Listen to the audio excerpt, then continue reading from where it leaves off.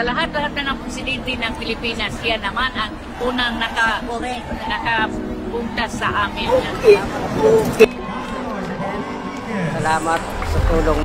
We are uniting behind the dream of transforming the Philippines.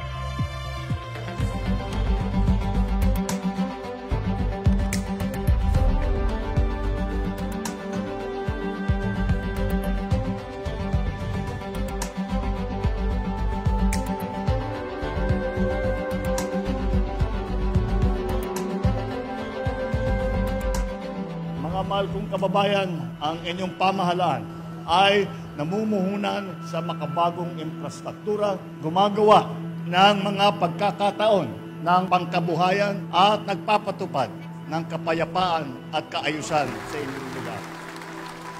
Salamat po, Mr. President. Salamat sa tulong mo. Tuwa pa ko at malaking tulong po ang naibibigay ninyo, lalo-lalo na po dito sa kagawaran ng BIPAR. Talaga naman, nakikita naman po natin na halos sakupin na niya buong lugar sa buong Pilipinas, puntahan ang dapat puntahan para maghatid bigay tulong para sa atin.